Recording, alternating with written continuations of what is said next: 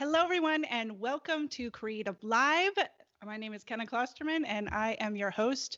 You are watching Creative Live TV. That is our broadcast where we bring you from my living room to your living room to the homes, kitchens, home studios, living rooms of our favorite creatives and creative entrepreneurs all over the world.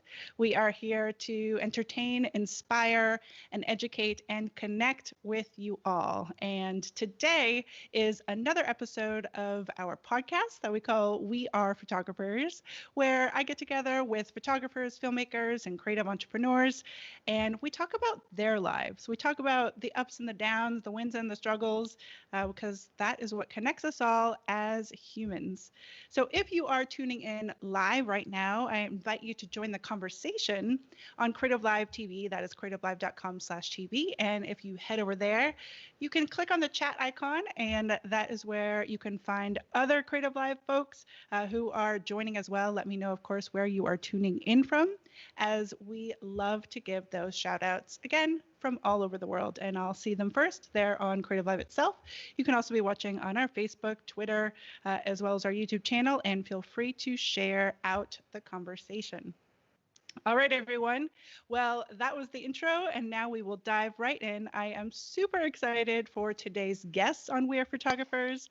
His name is David duChemin, and David was one of our very first educators here on Creative Live. It has been 10 years, but we'll get into that during part of the conversation. We were all a lot younger then. David has written over 30 books, including his latest books. That one is called Start Ugly, and the other is The Heart of the Photograph. He is a photographer who has traveled to over and photographed in over 55 countries, whether that is for nonprofits, for personal projects, and he loves getting together through photography with people, as well as talking about creativity. So please help me welcome Mr. David duChemin to the show. David, so Hey, fabulous Kenna. to see you. It's been a long time. I was thinking about that. It's been 10 years, hasn't it? It is really, really crazy to think. And in fact, I was going back to Facebook. You know how on Facebook you can like go and search your friend, and then you go and you look for like show friendship, and then it shows pictures of that you're both tagged in. And it was awesome. I found some oldies but goodies of those days. And so it really is fun to think about, gosh, what we've both experienced through the past 10 years. Just two kids with a crazy dream, hey? There you go.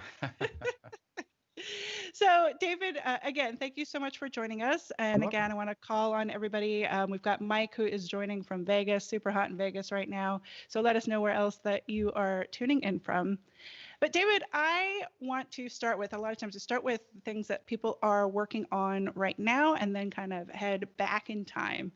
You are a prolific writer, whether that is writing books, writing blog posts, writing Instagram posts. And so I want to talk a little bit about your latest book, Start Ugly. Mm-hmm. So let's just start with that. Okay. Tell me about it. Well, it's true. People see me as being very prolific. It's the flip side of having no social life, no kids, no houseplants that require any of my attention. And I do tend to lead a life that is strongly biased towards getting stuff done. And the more students I talk to about creativity and about getting things done, the more emails I read that say, gosh, I'm just having such a hard time getting things done, the more I realized there was an opportunity for me to speak about these things. Because I think that the idea of everyday creativity is it's very rooted in some very old ideas, like, inspiration and just waiting for the muse, and like I'm prolific because I've just got some weird set of genes. When the reality is, creativity is a work ethic, and there are things that we can do.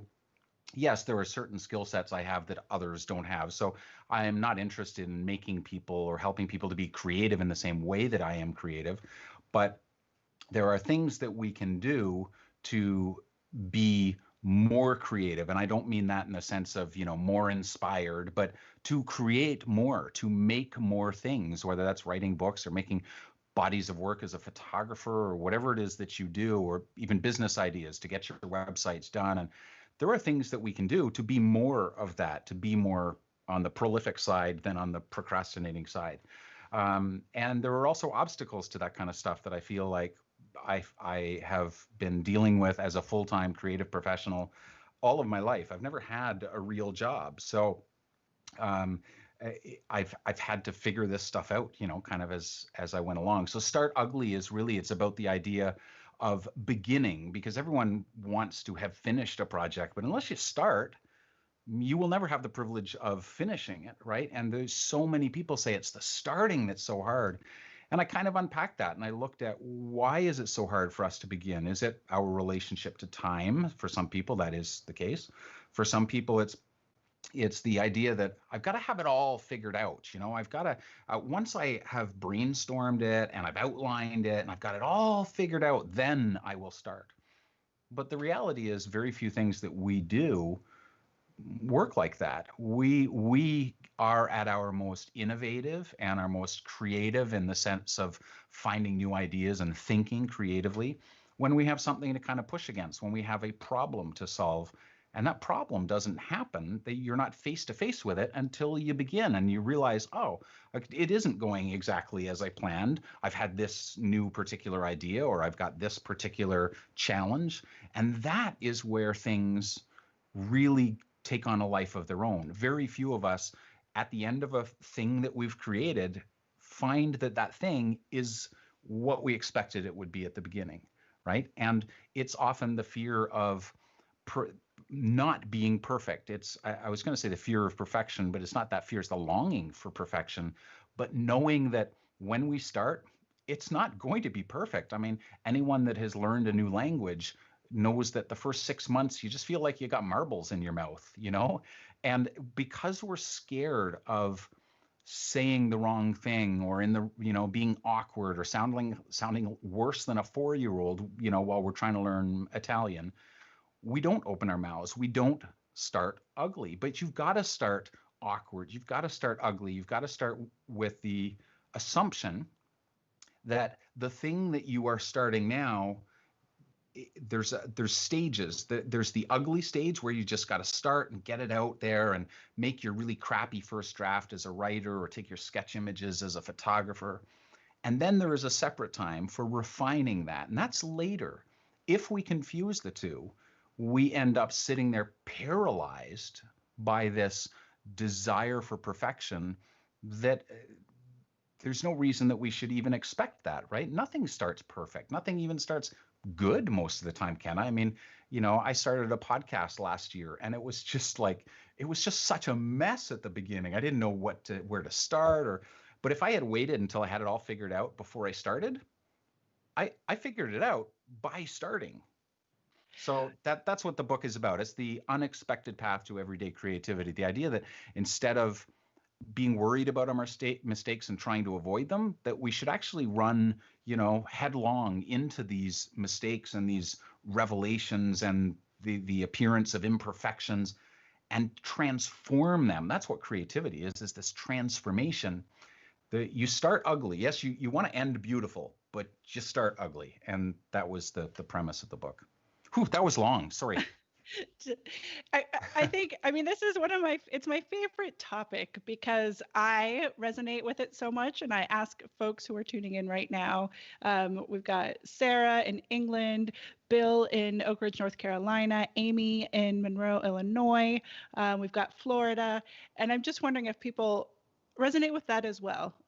Because I tend to be that I have that perfectionist tendency. I like to say I'm a recovering perfectionist because it truly blocks you from starting. At least it did for me. And I'm curious what you found, why you think that it's creatives that that have this fear of starting. Like, what is it about creatives as humans, or maybe it's the creative project that makes it so hard? What in creating this book? Well, I start with a very broad definition of creative. In fact, I think creative should be, it should be an adjective, not a noun. But I think we are all creative. There are very few even professions in life that are not creative on some level. Engineers are creative, software designers are creative, architects are creative, and even those that don't have, outside of the home employment because they are making a home for their children and they're raising their children. I mean, what is creative if it's not that? I mean, you're making little tiny lives into something meaningful and significant. You are making a home, you're making a difference. And so I think we all fall under the umbrella of creative. That's our birthright. Not everyone identifies with that because most people that are not that they don't identify with being creative, they usually think that by saying I'm creative, I mean I'm artistic, right? The arts have for a long time co-opted the idea of creativity, and I don't subscribe to that. I think it's simply the way that we think and the way that we overcome challenges and make new things, make new ideas, make new houses, make whatever it is. The only one in my life that I don't want to be overly creative is my bookkeeper. Everyone else, you are, and even then, there's still aspects of creativity. It just then it's a creativity that's maybe not quite so spontaneous, and you don't want divergent thinking from your accountant. My accountant's Sicilian, so who knows what's going on in his mind. um, but I think we all, if it's something that we care about, Kenna, of course we're going to want it to be good, and yes, even perfect. But I think if we, Seth Godin said something once. He said, if you're not willing to laugh about it or cry about it, it's probably not important enough to be doing. So if it is that important, of course we're going to want more for it. We're going to want, especially if we're putting a part of ourselves into it, we're not going to want it to be rejected. We have, we're very complex people, and we put all of these, our neuroses and our longings into the things that we make. Of course we're going to want them to be perfect. But I think if we can reframe what perfect really means, and for example, I mean, I look at Instagram, and there are a lot of perfect photographs on there, but there are also a lot of perfect photographs that completely lack poetry and humanity. And the Japanese have traditions that include, it's not, we don't love something despite their imperfections. We actually love and honor them because of their imperfections. And that, that the idea of wabi sabi is specifically is what I'm thinking of. So I think if we can reframe the idea of perfection about when it occurs, which is later down the line, if ever, but also I talk about in the book, I talk about perfect can have another meaning. It can mean complete, right? It's not that it is no longer with any flaws at all, because how long are you going to work on that damn thing before it, because the minute you think it's complete, you're going to, or perfect, flawless, you're going to grow in your skills and in your vision, and you're going to look back a year from now and go, oh, it's not complete, it's not perfect yet, I've got to keep refining. You're going to refine that damn thing until you're dead, and you're never going to ship it. You're never going to get it out the door and say, for now it's complete, it does what I needed to for now. Now let's start working on the next thing. I'm sure that at the end of our lives, we're not going to look back at all of the things we did and go, yeah, they were all perfect, but they were done, they were complete, and they did what you needed to for that time. When, the drawings you made when you're 8 years old, the first photographs you made when you were 16, the next body of work you did at 23, and whatever, you at some point you're going to look back and go, if I, as a 65-year-old, I'm not 65, but looking back on my life, if I'm looking back and going, that didn't do what I wanted it to do, and then you're living a life of regret. I don't know. I just think we need to reframe it all, and we need to allow it to be ours, right? Not just is it perfect, but is it yours? Have you done what you needed to do with that thing? Because the idea of striving for perfection, to me, it just brings paralysis. And I'm sure there's a whole lot of you out there that are paralyzed in your creative life because you feel it needs to be not just perfect, but perfect might be code for better than, right? Better than what they're doing, or as good as whoever it is that you think, is the pinnacle of that craft that you do. You're not called to be as good as them. What you don't see is they've been working 30 years longer at it. So why would you expect your craft to be as good as theirs? But also, you're probably trying to accomplish different things. So I would And encourage you to take the path that leads to greater creative freedom and actually getting things done than to constantly be rehashing the thing. I mean, do you want to be at 65? Do you want to be rehashing the thing that you started when you were 8 years old and still isn't perfect? I mean, okay, you can draw a horse. Frankly, I drew a better horse at 8 than I draw now. So, and it's that old adage of, done is better than good, like you said. And that I completely agree that those are the things that get in our way. And so I'm curious to dive back into some of your uglies, if you will. I mean, you've written over 30 books. mm, And I actually, in thinking about having this conversation with you, I can remember standing outside, I think over lunch of during your first Creative Live workshop 10 years ago, and you were talking about ebooks.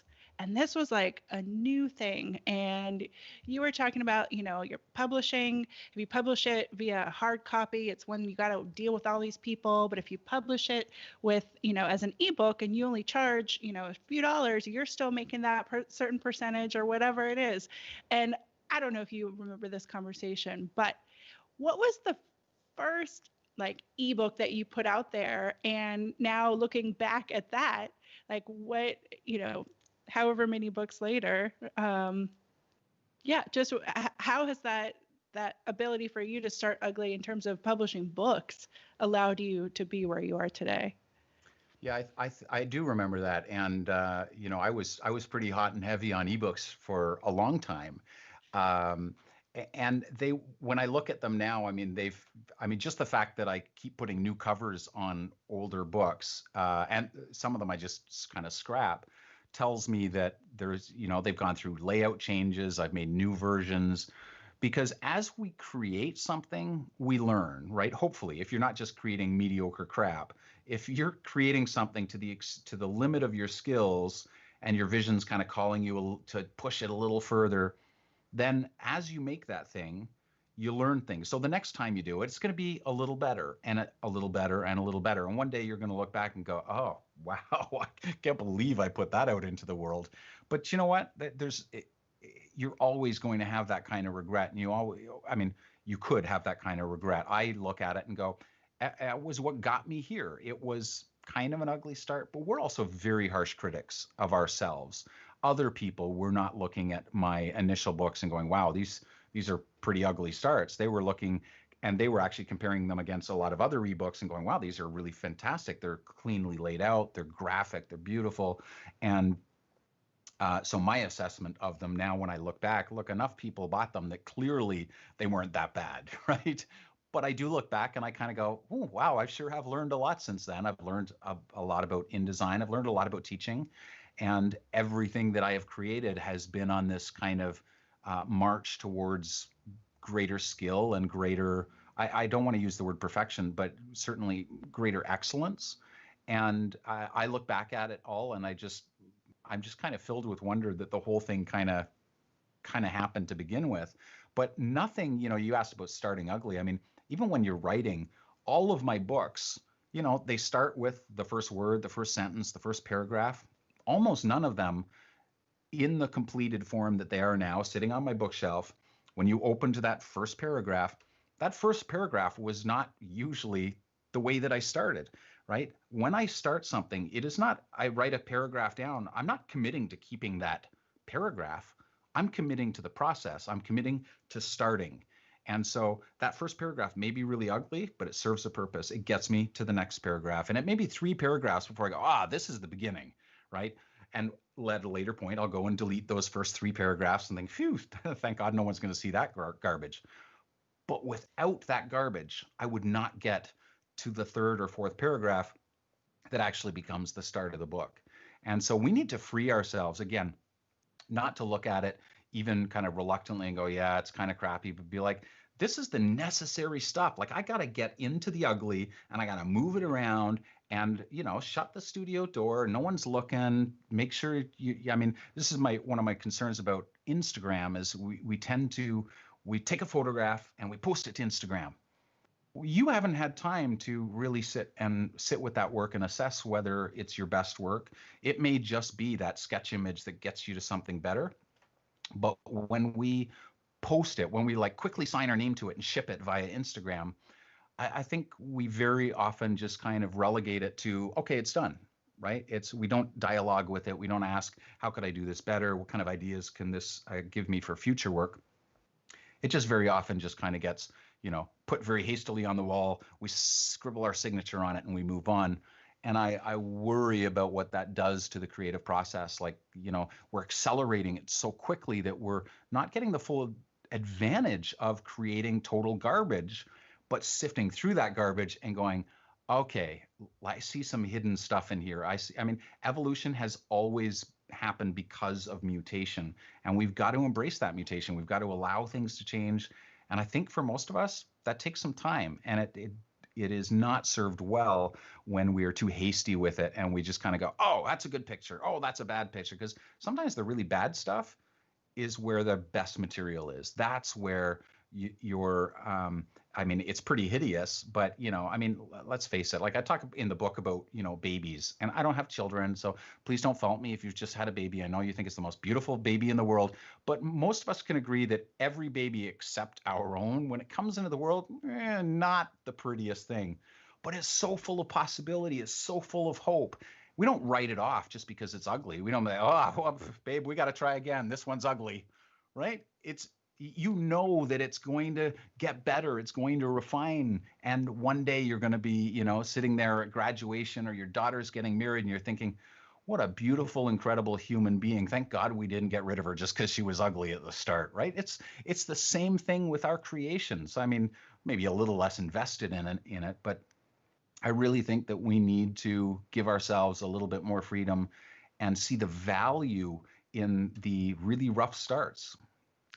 David, I think it's super interesting that you talked about you use that word sketch image because in talking about Instagram, I haven't really thought about Instagram being a hindrance to furthering my own creativity in that moment in the way that you described. Mm.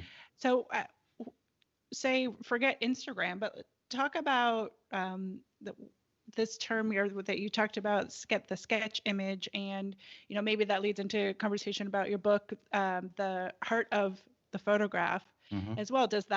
Is a sketch image almost like starting ugly with photography? Sure. And so first, let me just say, Instagram is a tool, and we can use it well or we can use it poorly. And all my commentary was really just on kind of what seems to be the mass use of a tool that's a little bit dismissive of visual mediums, right? Because we just flip through. We don't look at it. We don't study it. We don't listen to the photograph. We judge it purely on a binary. Oh, I like it. I don't like it. And I, being a bit of a critic of these things, I think we just need to think more critically. But pushing that aside, I use the term sketch image because I think very often in my own process and in the process that I see in my students, and here's an example. I will be on a workshop in Venice, and I send my students out to photograph for a morning, and then we reconvene. But I'll be walking, and I'll see someone, and I'll come up and I'll say, to their horror, "Can I see what you've been photographing?" And they think what I want to see is a whole bunch of pictures on the back of the camera that are really good, when that's not the case at all. What I want to see is that they've been making photographs, that they've been just trying, that they've been risking. And when you take what I call sketch images, you're just making the photograph and responding to it, going, oh, okay, this works, that doesn't. Oh, I like what the optics are doing here, nice wide lens. I like that it feels inclusive, but would it feel more inclusive if I got a little closer or lowered the camera? Or maybe I need to drop my exposure by 3 stops so that the highlights are exposed well and the shadows all go into dark graphic elements. You're taking risks, and the person that just walks around and occasionally makes a photograph and then looks at it and go, that didn't turn out the way I wanted. Well, how do you know? You haven't even started. You haven't mined the location. You haven't tried different things with light, different angles, different POVs. I want to see you. Maybe you don't press the button. Maybe you're shooting film and you want a slower process. And I totally honor that. But I want to see you walking around and considering and taking risks and thinking, okay, how can I approach this from a more creative thought process? And so sketch images to me are kind of when I look at, if I think my goal is to make a great photograph and I take the picture and it's not, I have failed. If my goal is just to make a bunch of sketches and just to see what happens until finally I look and go, huh, okay, we're on to something. I've made 30 frames, all of them a little different, all of them reacting and changing my perspective and whatever. Then I finally get that frame that I'm like, oh, that's right. So I've started ugly, but I've refined and refined until I got to the point where I'm like, that was it. Okay. And maybe I'm just stupid. Maybe that's maybe other people get it right on the first try, but I don't. I take time, and I know that if I relegated myself and my craft to this idea of if you just wait for that decisive moment and drat, I missed that decisive moment. Well, like I guess I just and when I show my students all of the sketch images that I make, they're like, yeah, you're right. There's a lot of crap in there, but it progressively gets a little better and opens my mind. And when I've been photographing for 15 minutes rather than just 30 seconds, I see a scene differently. I see the moments differently. I see the light different. Suddenly, all of the things have distilled into the right spot, and I realize, you know what? I've been going about everything else is right, but why is the light not? I should be backlit, right? I should walk to the other side of the scene. I should be shooting along the shadows, at the sun, whatever. Everything falls into place in 15 minutes in a way that it would not in 30 seconds. And I just think if we can kind of approach the whole creative process as evolutionary, as iterative, take some of the pressure off. For God's sakes, we don't have to make a masterpiece. Go out and have fun, but don't just look at that one shot and go, man, that didn't work. It must be the camera, right? And instead of putting another 30 minutes into risking and trying, and we run back to the hotel and we get on B&H and we're like, I just got to get that Leica. I just finally got to cave in and buy the thing. Your pictures are going to be the same with the Leica, right? You might get a better lens and have really nice bokeh, but that just means it's still a lousy photograph with a lot more fuzzy bits. Well, and that's always been the message that I've received from you 10 years ago in that first Creative Live class. That it's in the sort of your education, the craft and vision, that the craft is the one thing, but the vision is really, again, what can make it your own. How can you take us back to sort of a story where when you first was there a time where you were just focused on the craft, or that you realized it has to be about your vision? Oh, absolutely. What does that mean to you? Yeah. Well, like most people, I got into photography and there was an initial pull towards the technique and the cameras. And don't get me wrong, I still love cameras and stuff. I mean, I don't know how many cameras I've got in this house. I mean, within reach, I've probably got 5 cameras within reach. And then in my basement studio, I've got a bunch more, and I've got Pelican cases full of cameras. But there was a point, especially when I was much younger, when I spent more time cleaning my cameras and playing with the gear, and that's fine if that tickles your fancy. But I realized, in the words of a friend of mine, he said, David, some people play music and other people just want to collect the guitars. And I totally honor that. If you just want to collect cameras and play with this stuff, that's fine. But my pull was, for about 15 years, I concentrated on learning my craft. And it wasn't until like the end of that 15 years that I kind of realized I was much more interested in the photographs themselves, like they had their own language. And that was when I tucked into studying the masters and looking at other photographers and learning the graphic language of it, and realizing it could be so much more than just getting the right exposure. Because your camera just wants everything to be average. Your camera is a creative underachiever. And so you've got to be the one that says, okay, if I'm going to put soul into this, I'm going to put my own stamp on it. I need to decide, am I going to play with motion blur? What creative options can I use? It comes back to, my comment about Instagram just being a tool. The camera is just a tool. And it took me a long time I started photography when I was 14, so it took me into I should have known better sooner. But suddenly something clicked and I went, for me, there's so much creative possibility with this gear.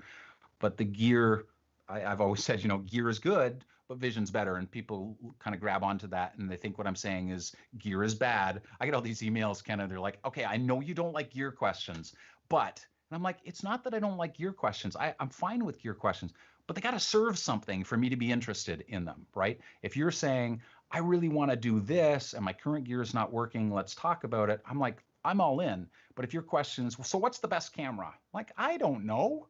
That's like going to Home Depot and saying, what's the best hammer? What's the best screwdriver? Right? Well, here, use this Phillips screwdriver. And you're like, well, that's not even the kind of screw I have. Like you've got to fit the tool to the task, and only you can know what that is. And so I'm much more interested in the human side of all this. I'm interested in the experience of photographs. I'm interested in the storytelling. I'm interested in what the making of photographs does for us creatively, how it opens our eyes and helps us stay in the moment. So that's the stuff that really kind of gets me churned up. Yeah, I wrote down something you wrote from on one of your Instagram posts that was one of the reasons we photograph is to be more engaged with this world. And again, a lot of your photography time, presumably money, has been spent traveling the world and engaging with humans and humanity. And I'm wondering if you can talk a little bit about how the camera also serves as a tool for that, not just about the images themselves. Yeah, absolutely. I mean, when I think, let me illustrate it by telling you a story. When I was in Kenya a couple of years ago, I'd been on a on and off again multi-year assignment for a non-governmental organization called the Boma Project. And we were working in the far north of Kenya with mostly pastoral nomads, so people that lived in stick huts. They'd lived that way for thousands, if not millions of years. I don't know, but not the same people. They all lived the same amount of time. But I was photographing, and I probably got to the point where the third or fourth person had given me either a camel or a cow or a goat. And my translator came up to me, and we were good friends at this point. And he said, I don't understand, David. I've been living here for however many years. He speaks 8 languages, and he's my primary connection to these communities and these people. And he said, no one's ever given me a camel or a goat or a cow, you know. And you could sort of see, he goes, why, tell me why this is happening. And I said, Kura, I really can't explain it, but I think this is it. First of all, I'm very aware of the fact that I'm an outsider, so I listen a little more carefully because I don't take any of this for granted. So I'm listening very carefully. I'm also half deaf, so I've always, especially in rooms with parties, if I'm talking to someone, I have to really lean in and listen. And so I think people are under the mistaken impression that I'm really listening carefully, and I find them just fascinating when actually I just want to hear what they say so I don't have to keep saying, what, huh? But when you have a camera on top of all of that, and you're genuinely fascinated by people, and you genuinely have compassion and respect for them, you don't take a 30-second snapshot, or a 30th of a second snapshot, but you spend an hour with them, and you quietly match their energy, and you don't always have the camera to your eye, but maybe a little lower with a flip down screen, and you're truly paying attention to them. um, I think they feel heard, they feel honored, and they feel like you are dignifying them or recognizing the dignity that they already have. And I think there's something profound about that. I think human beings want to know that we're heard. We want to feel significant. And it would be my guess that in a lot of the places that I photograph, when the white guy shows up with all of his ideas about what their culture must be and how important we must be, that the photography is sort of a hit and run kind of experience for them. And I think when it is the reverse of that and goes well beyond that into relationship and kindness, even with limited language, you can communicate so much with body language and tone of voice. I think that there's something there. And so my fascination with all of this stuff really is not about the photographs. I mean, it thrills me when I get a photograph I love that reflects that experience, but you got to have the experience first. You've got to be in the middle of these things. And I have always been the guy with like the super wide angle lens. Some people would argue too wide. But I don't want to photograph a dance circle. I want to be in the dance circle. I don't want to photograph someone, in the water. I want to be in the water with them because I think that that's the only way that I can really experience it. I can't experience something from 200 millimeters away, right? I need to be right there and engaged in it. And I'm naturally introverted. So putting that wide angle lens on forces me, unless I just want crap photographs where the subjects are like little tiny, I got to get in there.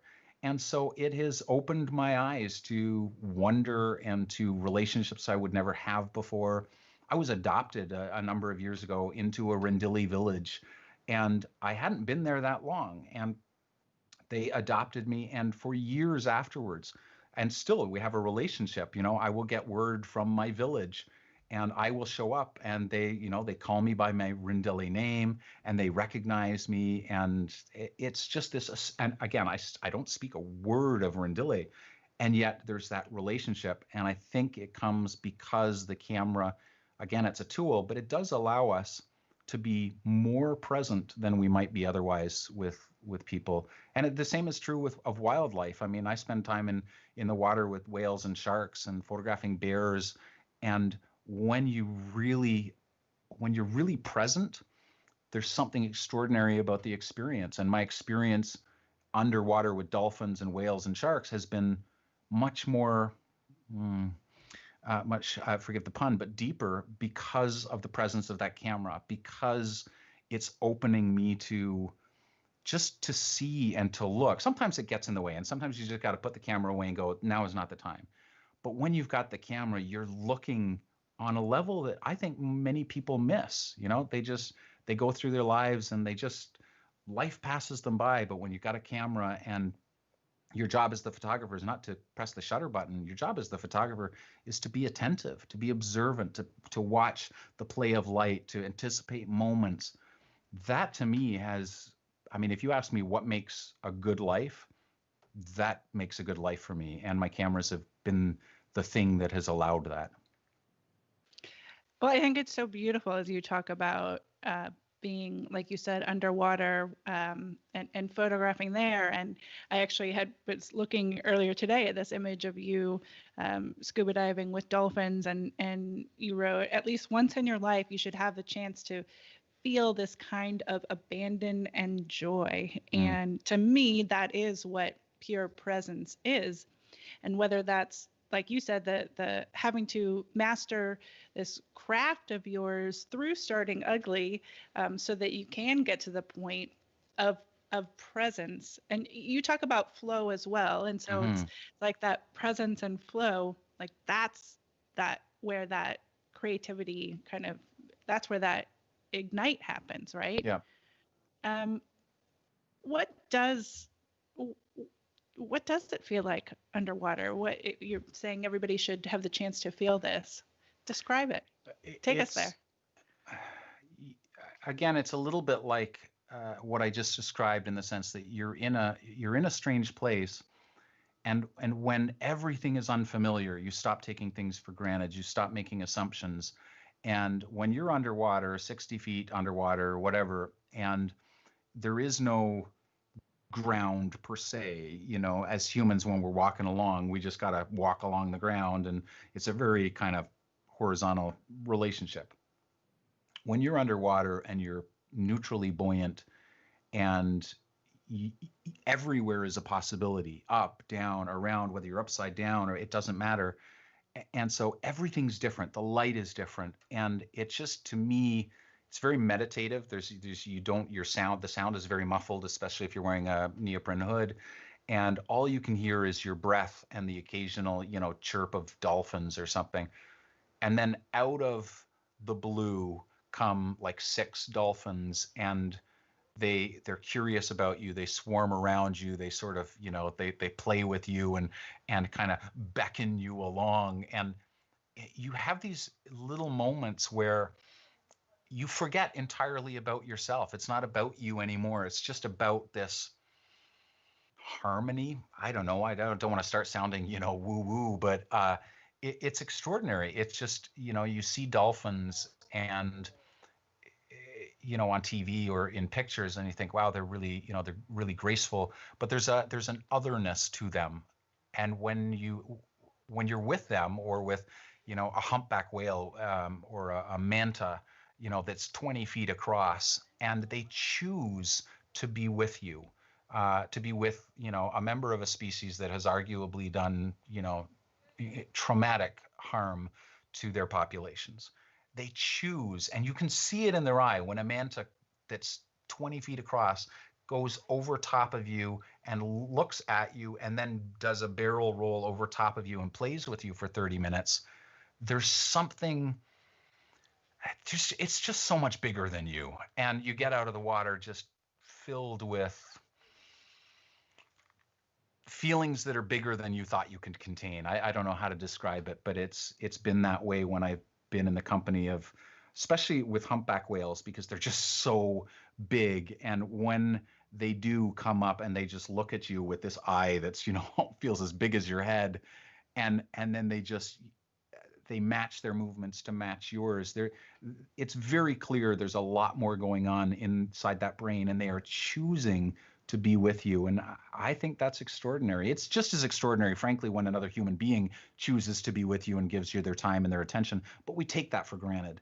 And there is something magical about being in the water with something that doesn't fear you the way that so many other animals with whom we share this planet fear us. So Well, there's something magic about it. I think you described it beautifully. I could go on. I could And keep talking. I just I'm swimming with the whales is sort of is humpback whales is on my bucket list, Mm. and for the reasons that you just described. But I'm also curious as we talk about this sort of everyday creativity and presence and flow, is like, can we find that in our everyday without the having to go and swim with whales? Sure. Like, how do you look for that in your everyday? I read a lot about this kind of. Actually, I just read a lot in general. But one of the things that I've been reading a lot is about flow theory, and it started I believe, back in the 1960s. It's not original. He didn't discover this so much as put words to it. But the guy's name is Mihai Csikszentmihalyi, which is almost impossible to spell. He's a Hungarian American psychologist. And what he writes about flow, flow is his code word for optimal experience. It's about controlling consciousness. And when I talk about that, I'm not talking about it in, crystals and woo woo. I'm talking really about, he uses the term psychic energy, but again, he's talking about basically a psychological energy. He's talking about our thoughts and our brain. And, and what he basically says is that to optimally experience anything in life, and in fact, all of life, you need to be able to control your thoughts and how you respond to certain things. And things like boredom and that sort of thing. He basically put this model together that says we experience things optimally in life when we are being challenged, when we're being stretched. So he has this 45-degree line where he says, when that line is at 45 degrees, it's in perfect tension. One area is our skill that we bring to bear on something, and one is challenge. If the line is out of whack and it's far more it's closer to skill and not to challenge, then we get bored. We don't have enough to challenge us. We get bored. If it's the other way and we have too much challenge and not enough skill to bring to bear on that, we get anxious. And so the poles are anxiety and boredom.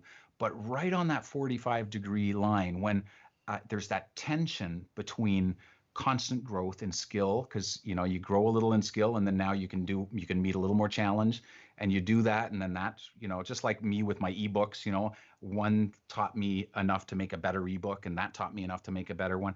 If you're constantly on that growth, he says that is where consistently human beings, and he did this massive study, biggest study in history on this one topic. He said that is where human beings of every culture and age that he interviewed and studied have expressed what he would call happiness, what he would call enjoyment. It's not just pleasure seeking, because you can eat a really nice meal and find it pleasurable, but there not be any real skill in there or any real challenge. But he said you can turn that into a flow activity by maybe studying a different culture and learning to make that food, so it takes it to that next step. And when we're doing things like that, when we're challenging ourselves, when we're learning, and we're sort of pulling ourselves along or pushing ourselves along that 45-degree angle, we are growing in complexity, and we thrive as human beings, and our creativity thrives when there's a tension between that skill and that challenge. And he talks about that in terms of human relationships and not allowing your relationships to get stagnant. He talks about it in terms of our creativity. Um, I'm trying to think of other areas. I'm reading it from the perspective of someone who's looking for stuff about creativity. So, but it's been really eye-opening, this whole flow theory, and it's testing it out on my own self. I recognize what I love about it. It's a diagnostic tool. So if I'm bored, I'm like, okay, I'm bored. I can fix this. I need to increase the challenge.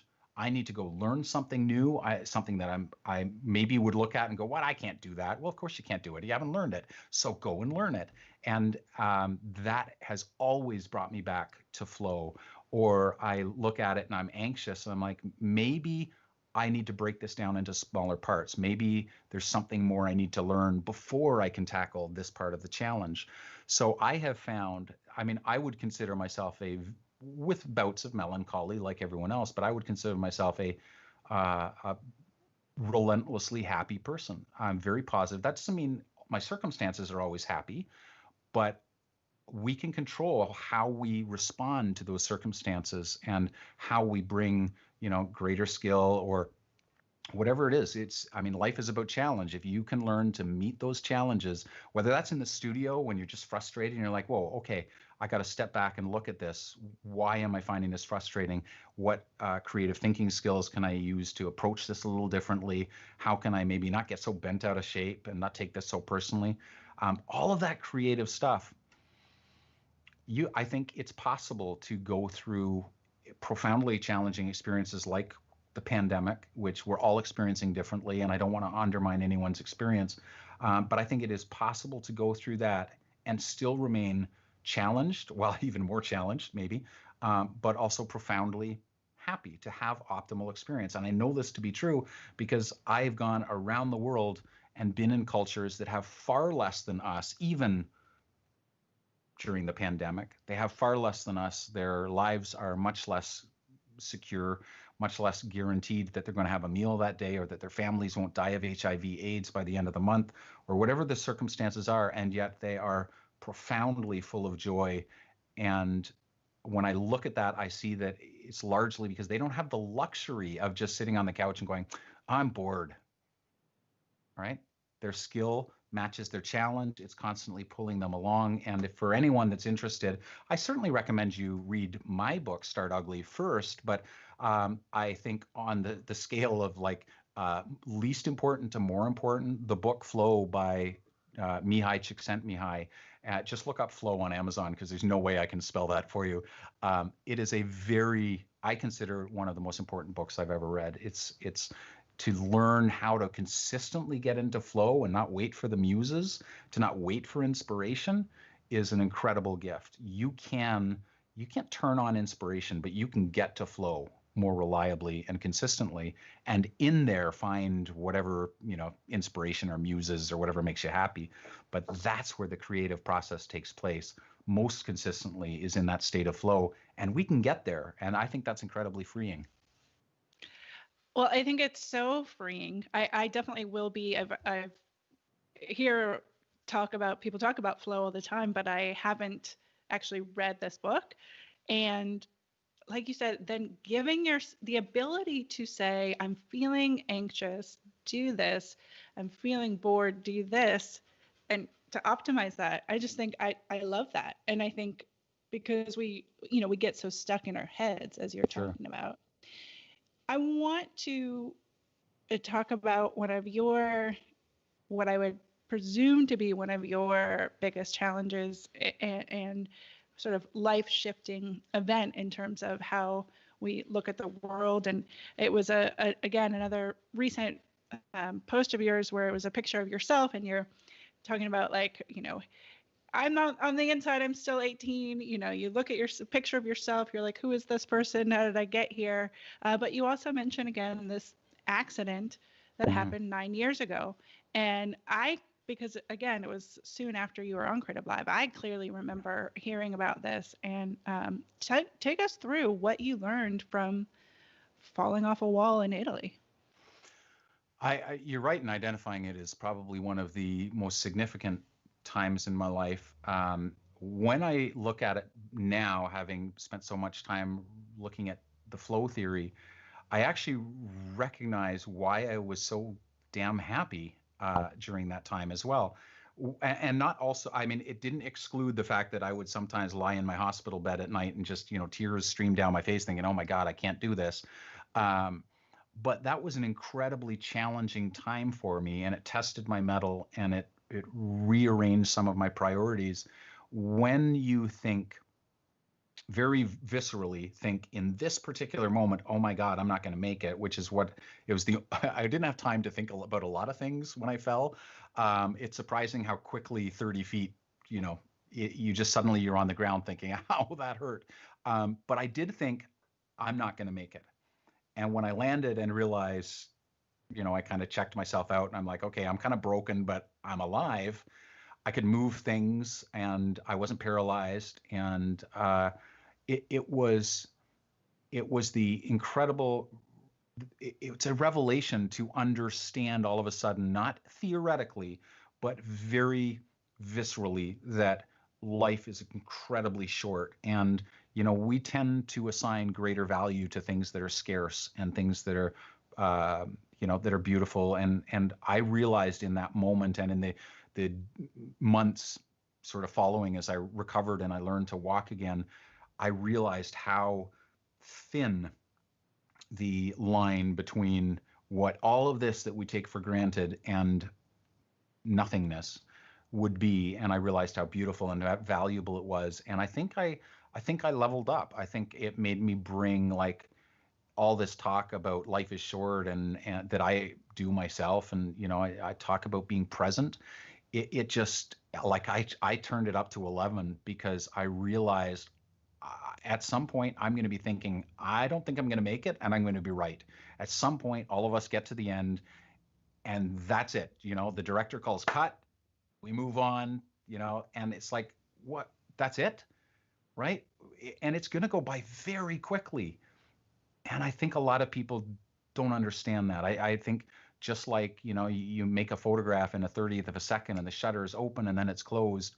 I think we're going to look back, if we have the luxury of being able to do so, we're going to look back at our lives and go, God, that was fast. And that I think it was that, people say, well, if you could undo it, if you could make a different choice. I'm like, you can never really play that game. That's a fool's game. But if knowing what I do, I had to choose to go through what I did to become the person I am now, I wouldn't hesitate to go through it all again. This has been the best 9 years of my life. I've been more present. I've Everything's been a little bit more urgent and a little bit more important. That I bring my A game. That I'm more vulnerable with people. That I laugh harder. That I live harder and more open. And it's been extraordinary. So I'm going to be honest, Ken. I don't actually remember the question you asked, but it really was life changing. And I don't think that you need to have that kind of experience to just accept the realization. We live in a culture that's very hands off when it comes to death. We don't like talking about it. We like to do everything we can to sort of avoid it. And we honor the youth, and we kind of collectively have this Peter Pan syndrome. But I think the reality, especially when you start getting towards 50, you're like, okay, yeah, I admit I might be getting a little older. I think there's something beautiful in that there's something really profound about the recognition that life is not just slipping away, but that we have today. We really have it, and we can choose to fill it with flow activities and to love harder and be more vulnerable. And photographers are notorious for sort of, we're always waiting for the moment, and I think we do. We should, but we should also remember that this one right now might be the only one we have. And so, yeah, wait, but also, take the photograph while you've got it, and, you know, uh, whatever it is, start your thing now while you can, invest yourself in your relationships and whatever it is. But I mean, go hard with all you got, because one day you're going to look back and go, I got nothing left. And I wasted it doing stupid shit that nobody cares about. Sorry. That's Somebody bleep okay. that out. Everyone bleep that out. Cover yours. I think it's so interesting because I feel like right now, we're recording this July 29th, 2020. I feel like everybody is being, like you said, everyone's handling the pandemic in different ways, but we're all sort of being faced with this, like, what am I actually doing with my life, in a, um, because there are a lot of people dying, and everybody perhaps knows somebody who knows somebody, and so it is a time, such a time of self-reflection, which, um, is a luxury in a certain way, in terms of taking the opportunity of challenging times to live your life differently than you may not otherwise. We take so many, at least in this culture, so many things for granted, like you said. And I didn't mention earlier, I want to kind of, we're talking about death, but then let's talk quickly about humor, because you were a comedian at one point in time. Is that correct? And I'm curious, how does then, when you're faced with like a near death experience, how does humor play into not only your life, but into creativity as well? I think it's all about perspective. I was a comedian for 12 years, and there's probably a very good reason that I'm no longer, much to the relief of my audiences, on the stage anymore. But I think, when we laugh, laughter is a break in tension. Um, it's not necessarily just the little, how people say we'll laugh at something, we go, it's funny because it's true. Comedy, the best comedy, addresses things that are true to us, that we've perceived, that we've experienced, and recognizes the nuance, recognizes the juxtapositions, the fact that sometimes two things can be true at once, and life is a little bit complicated. And it's not just fart jokes and making funny faces, though that plays a strong role in it. Um, I think being able to look at something and see the other side and laugh at it, always be looking for the punchline rather than getting frustrated. You fall over. I mean, how many of us do this?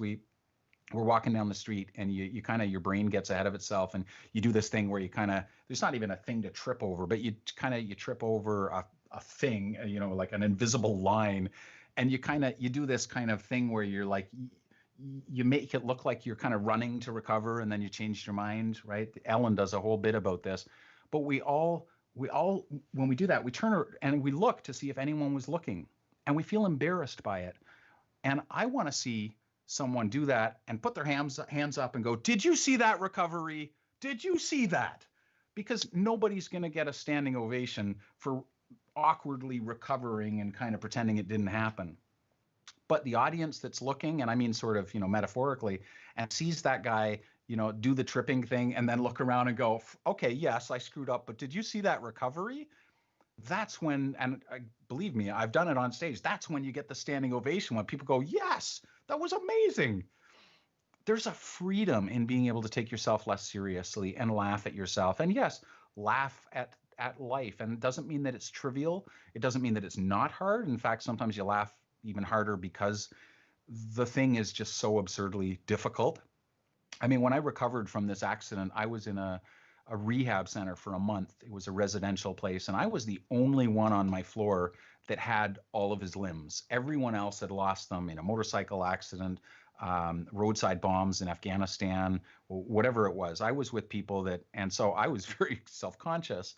I'm walking around and I've got all my pieces. I was not nearly as competent with them as these people were. I played badminton once, and these guys kicked my ass in badminton. I'm like, not only did I feel badly that I lost at badminton, it's badminton, but I lost to amputees who didn't have all their pieces together. I'm like, how can I be so bad at badminton? And they I mean, the gym was filled with laughter all day long. And these guys, you look around and you go, between all of us, we're missing like 7 human beings worth of parts. And they're laughing and supportive, and humor got a lot of these guys through and got me through a lot of hard times. And so it's interesting because I don't see humor in my photography. But being a comedian taught me to be more observant about things and to take them less seriously and to take myself less seriously. And I think somewhere in there, to answer your question, there's a great amount of freedom, and our creativity can only grow and experience more authenticity, perhaps, when we have that freedom. Freedom can always only be a good thing, right? Wow. I love that. And thank you. Because yes, this concept of not taking yourself so seriously, and humor as a release of that, or just the laughter in the face of challenge, it is a way to move through. And I really appreciate that. Mm. David, we haven't even had an opportunity to talk about your podcast. So I want to, as we wrap up this conversation, give people a hint. You pack a punch in their, I think, 15 minutes usually, right? Mm-hmm. And podcast, A Beautiful Anarchy. Why did you create the podcast, and what do people look forward to with it? Yeah, thanks for that. I started it because I had this idea of I thought to myself, well, maybe I should have a podcast. Everyone else has got a podcast, and then I thought that's the stupidest idea ever, and I shelved it for a while. And then I thought, well, what if I did it my way? What if it wasn't a 1 hour interview show? Because I'm not a podcast. I don't listen to podcasts. So I also don't read ebooks, and I publish them. So maybe I'm not the best person to ask.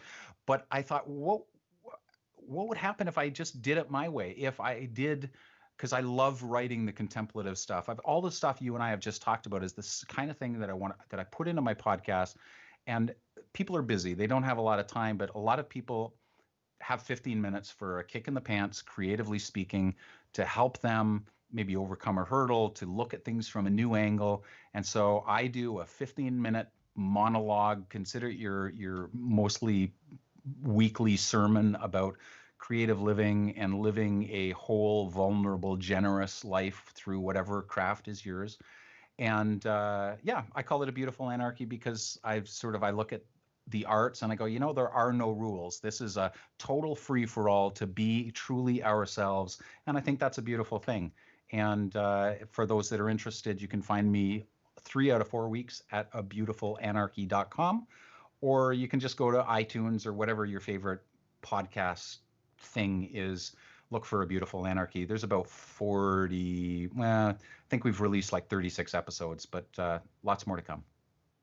I love that it's mostly weekly. Mostly Again, weekly. like mostly No weekly. commitment. Don't try to nail me down.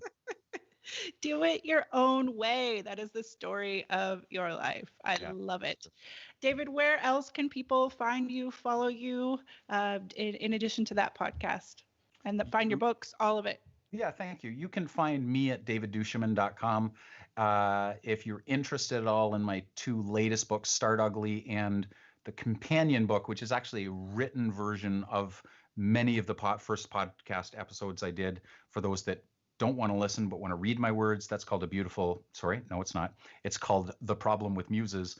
Both of those you can find them on Amazon or wherever, but the easiest place to link through to those might be startuglybook.com. And pretty much everything else you can find kind of through davidduchemin.com. But the podcast, I would love it if you joined me there. I put them out mostly every Sunday or Saturday, and it's become people talk about passion projects. This has unexpectedly become that for me. I have this chance every week to sit down and talk about I abuse metaphors terribly. If you're very precious about your metaphors, you might not want to listen, but it's my chance to like beat metaphors into the shape of the things I want to talk about in order to bring some perspective to the challenges and the joys of the creative life. I love it. It is all about that perspective. Well, we've got one listener here. Shout out to Jennifer, who says she loves your podcast. She loves your ebooks. And we've got Janine, who's saying incredibly heartfelt interview. We have Sarah Marie Amena saying what an awe-inspiring conversation. Thank you so much. Again, Jennifer, you get one shot. Enjoy every moment. Learn to grow from the hard moments. Enjoy, be present in the fun moments. And Tracy, shout outs, Umberto, also tuning in, folks coming from all over. So thank you again. We will have all of those links to everything that you've talked about in the show notes. And it's just such a pleasure to see you again after all these years. So thank you so much, David. Thank you. Let's do it sooner than later. Sounds great.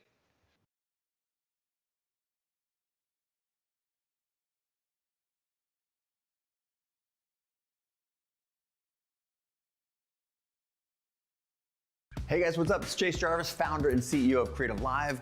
You all know that we have more than 2,000 classes and more than 10,000 hours of learning, inspirational, and motivational content on the platform. I'm super excited to announce a new experience on CreativeLive. It's called Fast Class. You've told us that you're busy and sometimes it's hard to dive into a full class from start to finish. So essentially, we're now giving you a shortened highlight version of our top CreativeLive classes. You can always dive into the full class with 5, 10, or 15 hours of great content. But now, if you're just looking to focus on a few of the highlights or want to be able to skip quickly to something that really interests you, you can now get a shortened fast class version of that class. We're also thinking this might be able to help you explore a new craft and save time while doing it. This is a great tool to curate your learning experience to help create the life that you seek. So you're probably thinking, great, how do I access this new experience on CreativeLive? That's easy. All you have to do is be a subscriber to the Creator Pass, and then all this is yours.